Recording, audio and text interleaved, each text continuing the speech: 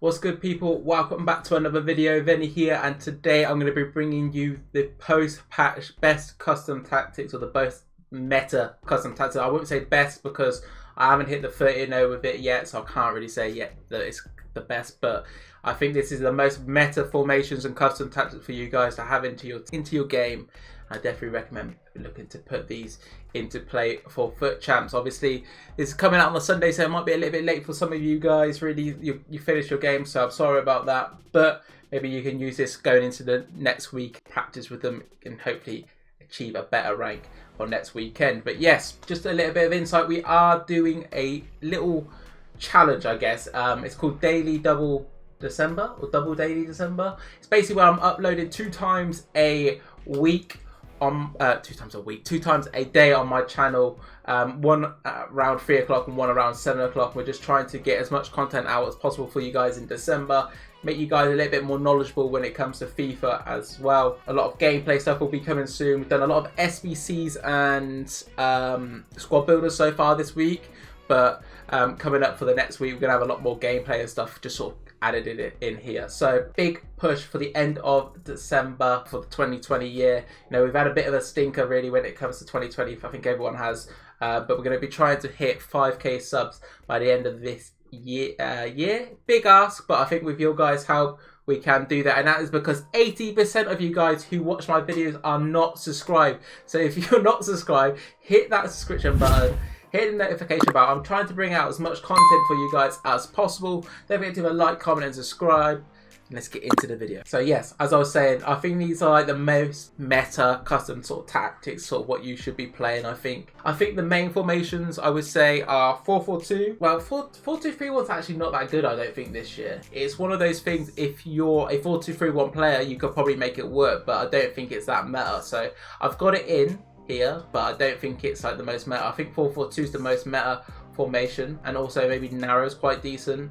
I don't think there's like one formation where it's like this is it, apart from I think 4-4-2 is like this is the best formation for FUT Champs and so on, but everyone has their own player styles, everyone has their own sort of game plan, so this is sort of trying to help you guys basically with your best custom tactics and so on. So we'll start off with the best formation in my opinion. That's the 4-4-2 second variation. This is the one with the 2 CDMs. We've got defensive style, balanced, width 5, depth 4. Offensive style, balanced, width 5, and players in the box 4. Just trying to keep everything basic, not trying to overcomplicate anything, you know, keeping everything simple. When it comes to instructions, stay back while attacking on your right back and left back. This is so we're not vulnerable on the counter attacks. We all know how overpowered through balls are, so we need to make sure we've got our right back and left back covering on the defensive ends at all times. Our CDMs are both on stay back while attacking and cover center.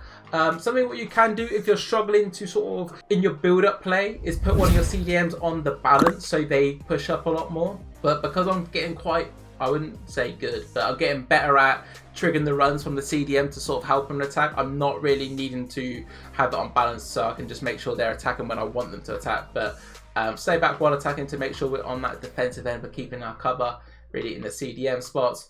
Right mid, come back on defense, getting behind and getting the boxes for crosses on both of them, right mid and left mid. Strikers, we've got getting behind and getting behind. And as you can tell, basically the game plan here with 4-4-2 is to play fast. You could play a slower game with it, but I think it's better to play fast and try and get these through balls going. That's why we got getting behind on all 4 of our attackers, so we can hopefully get them triggering them runs and just do an RBY or R1 triangle, or just a triangle down the line, or whatever it is, and hopefully we can make some crazy chances from that. So that is the main reason why I've got getting behind on basically all my attackers, but we're also making sure we're quite decent when it comes to the defensive end. And I would say this is like the most meta formation, so I definitely recommend trying this out. The 4-4-2 flat version as well is very, very good. I think they're basically on par, but I've gone with the second variation just to be a little bit more defensive. This is my comeback formation. Actually, I'll do that after we've done the 4-2-3-1.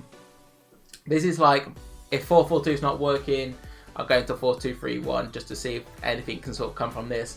And that is because it's quite a balanced formation. You know, there's no mistakes in a 4-2-3-1 really. You know where everyone's going to be. It's quite structured, and you're not going to concede silly goals unless you do some silly mistakes. So yeah, defensive style, balanced, width 5, depth 4, Offensive styles, we've got 6 and 6. This is something I'm currently testing out, but previously in this week I was using 5 and 5, but I'm going to try 6 and 6 for this FUT champs.